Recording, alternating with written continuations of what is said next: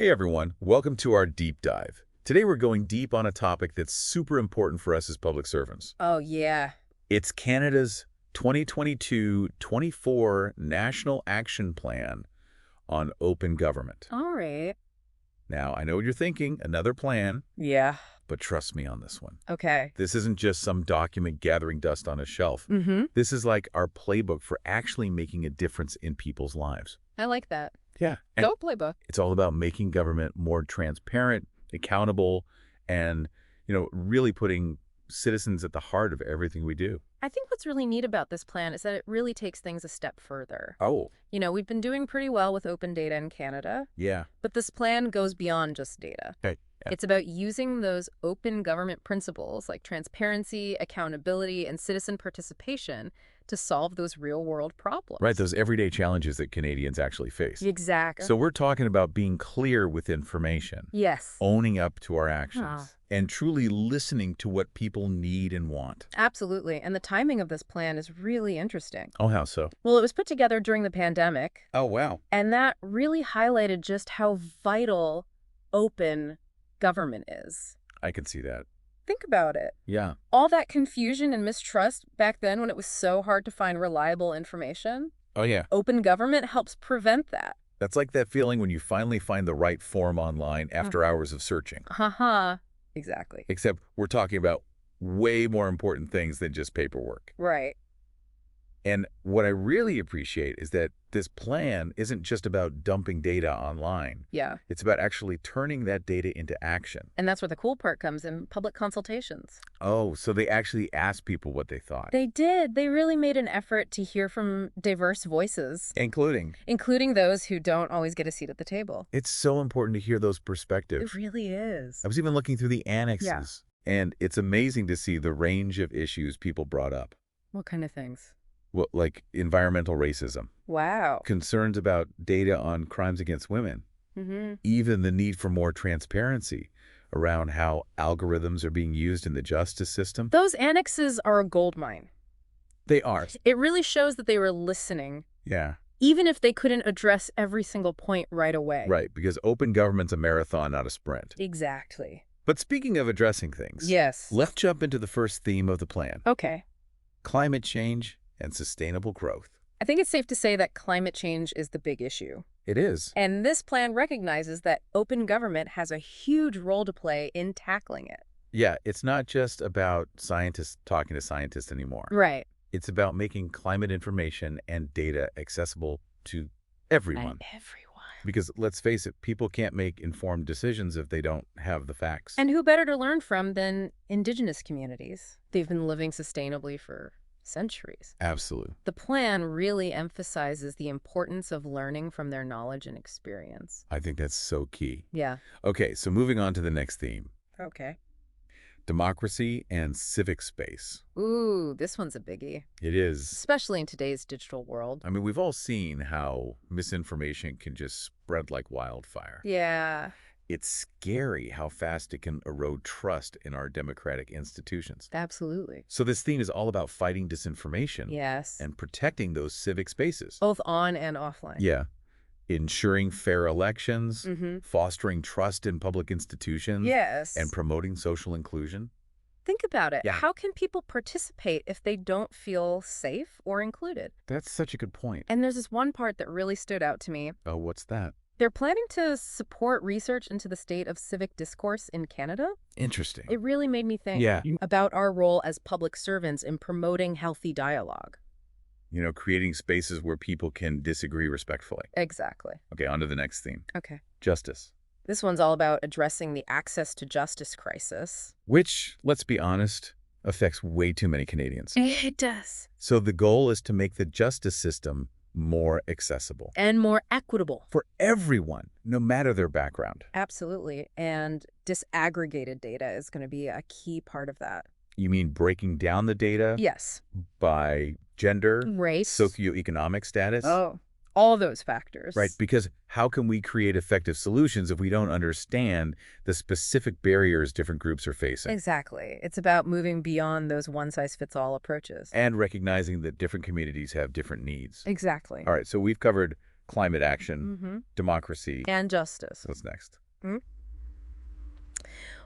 Well, last but certainly not least, Okay. we have open data for results. Break it down for me. So this theme is all about shifting our focus From just releasing data. to actually using it to make a real difference in people's lives.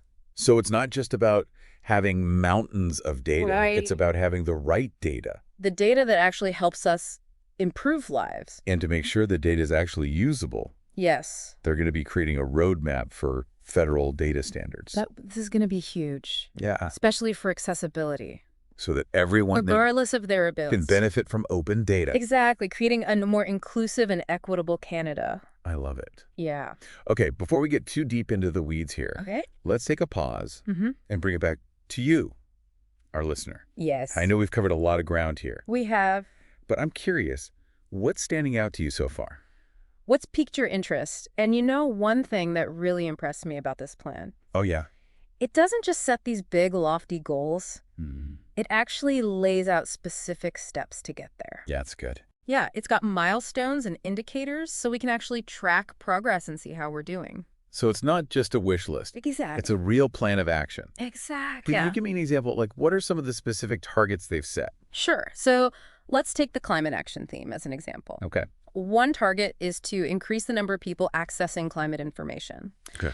through the Canadian Centre for Climate Services Mhm. by 10% by 2023. That's pretty specific. It's a measurable goal Yeah. that shows they're serious about getting this information out there to the people who need it. Okay, but information's only useful if people actually understand it right. Right. So what about making sure it's tailored to different audiences? Well, they've got that covered too. Oh, good. One of the targets is to respond to at least 300 user inquiries through their support desk every year. So they're ready to answer questions and help people find what they need. Exactly. It's a real commitment to user engagement.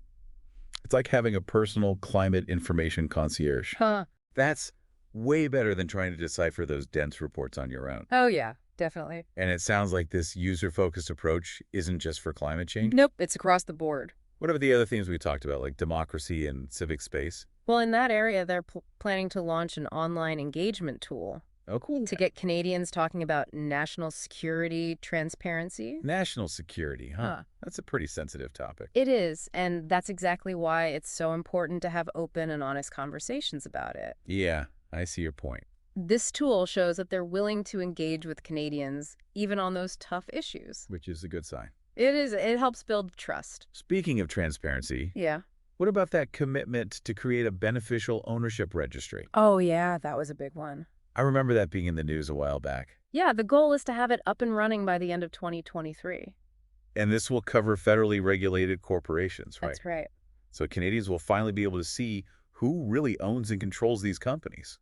Exactly. It's all about accountability. No more hiding behind shell corporations. Nope, it's going to shed light on some shady dealings, I bet. Yeah, I think you're right. It's not just about catching the bad guys, though. Oh. It's about leveling the playing field. Okay. Transparency in corporate ownership benefits everyone, businesses and investors, the public. That makes sense. Okay, so we've got tackling climate change, strengthening democracy, bringing transparency to corporations. This plan is hitting all the big issues. It is, but let's not forget about access to justice. Oh, right, of course. So what concrete actions are they taking to make the justice system work better for everyone? Yeah, what are they doing?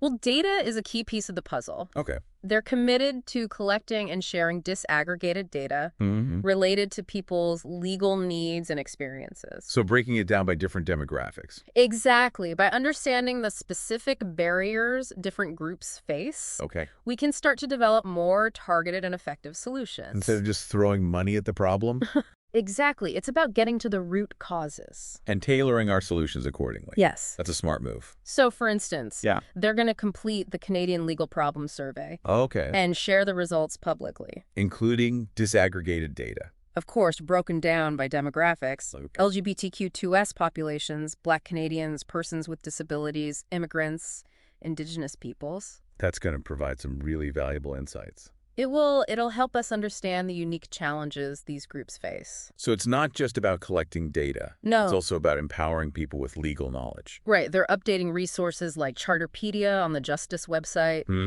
They're publishing geospatial mapping of services funded by the Indigenous Justice Program, Wow. and they're releasing a whole range of family law tools. It's about making legal information more accessible. And understandable. Everyone, not just the lawyers. Exactly. Knowledge is power, after all. And it sounds like they're not trying to do this alone. No collaboration is a big part of this plan. Oh, how so? Well, they're working with provincial and territorial partners, Oh. participating in international coalitions Quite. like the OGP Coalition on Justice, and collaborating with organizations like the Action Committee on Access to Justice in Civil and Family Matters. It's good to see that they're reaching out and working together. Definitely complex problems require collaborative solutions. I was also really intrigued by that commitment to greater openness and transparency within the RCMP. Oh yeah, that's a big one. It seems like a pretty big deal. It is. They're developing a multi-year roadmap for open government at the RCMP, Wow. which includes creating an open government office Okay. and an open government working group. So they're really putting their money where their mouth is. They are. It's about building trust and accountability between law enforcement and the communities they serve. And to make sure those communities actually have a voice at the table, Yes, they're establishing an RCMP multi-stakeholder forum, that's right. bringing together representatives from NGOs, government departments, the private sector, academia, and community groups. It's a pretty diverse group. It is, and that diversity of perspectives is so important. It is, especially when you're talking about such a sensitive topic. Before we move on to the final theme, Hi. I have to mention the Inclusion Toolkit. Oh, yes. That's an Annex B. I love that they included this. It's packed with resources and guidance on how to make open government initiatives truly inclusive. It's a fantastic resource for public servants who want to make sure their work benefits everyone. Not just a select few. It really emphasizes the importance of considering the diverse needs and experiences of different communities. It's about making sure no one is left behind. Exactly. That open government truly lives up to its name. I agree. Okay, so let's dive into that final theme, open data for results. All right. What are the key takeaways here? One of the biggest commitments is to develop a roadmap for federal data standards. Data standards. Yeah, it's essential for making sure that data is interoperable. Interoperable meaning that different systems can talk to each other and that the data is usable. So it's like creating a common language for data. Exactly. It'll make things a lot smoother and more efficient. I can see that. And it's not just about the technical standards. Right. It's also about data quality and governance. So they're creating a data and information governance framework, Okay. and they're defining a federal data quality framework. So clear standards, high quality data, and a solid framework for managing it all. Exactly. Sounds like a recipe for success. It does, but all this data is useless if people can't access it right. Right. So what are they doing to make sure the data is actually usable? Yeah, good question. Well, for starters, they're expanding the federated open data search Okay. to include open data from all 13 jurisdictions. So no matter where you live in Canada. You can find open data from across the country. That's awesome. It's like a one-stop shop for open data. No more jumping through hoops or trying to navigate different websites. Yep. And what about making sure the data is actually relevant and useful to different communities? Well, they're developing a disaggregated data action plan. Okay, what does that involve? So it involves developing a collection strategy for major surveys, Okay. enhancing existing surveys to collect more disaggregated data, Mm-hmm. and exploring new data sources to fill in any gaps. So making sure the data reflects the diversity of the Canadian population. Yes, And that it can be used to develop policies and programs that truly meet everyone's needs. exactly. And to make all this data easily accessible, Yes. they're launching an intersectional population-level platform, Okay. and they're enhancing the portal of the Center for Gender Diversity and Inclusion Statistics. So we're talking about high-quality disaggregated data. That's easily accessible to everyone. That's a pretty powerful combination. It is, but we also need to think about those who might face barriers to accessing this data online. Right. Digital literacy and access are still big issues. They are, and the plan recognizes that They- they're working with Indigenous peoples to create a data sharing policy Okay. that respects Indigenous data sovereignty That's important. and ensures that data sharing benefits Indigenous communities. I like that. And what about empowering citizens to actually contribute to the data collection process? Citizen science. Exactly. I've heard a lot about that lately. Yeah, they're planning to develop and test an infrastructure Okay. to facilitate the uptake of citizen science in a health research context. So tapping into the collective knowledge and expertise of Canadians. To gather data that's relevant and meaningful to their communities. That's a great idea. And it doesn't stop at our borders. Oh. The plan also highlights the importance of supporting open data initiatives internationally. So we're sharing our knowledge and expertise with the world. Exactly. They're committing to supporting organizations in at least 15 OGP countries. Wow. In developing regions to advance the open, fair, and efficient use of data. To strengthen their democracies. Exactly. It's about fostering a global culture of open government. It's an ambitious goal, but definitely a worthy one. I agree. So we've got this comprehensive plan, Mm-hmm. clear goals, concrete actions, a focus on collaboration and inclusion. It's a good plan. It is, but how do we know if it's actually working? Right. How do we measure the impact of all this effort? Yeah, But that's yeah. where measurement and evaluation come in. Okay. So they're developing a maturity model for open government and open data. Mm-hmm. They're consulting on and developing departmental service standards for prioritizing and releasing open data. Okay. And they're creating reporting tools for departments to monitor progress and outcomes. So it's not just about doing things. Mhm. It's about doing them well and tracking our progress. Exactly. Data-driven decision-making at its finest. I have to admit, I'm pretty impressed with this plan. Me too. It's a far cry from those dry bureaucratic documents I was expecting. It really is. It shows a real commitment to making a difference. It does. And it's not a one-time effort. It's a continuous journey of learning and improvement. And speaking of which, Yes. let's bring it back to our listeners. We've talked a lot about this plan. We have. But now I want to shift gears a bit Okay.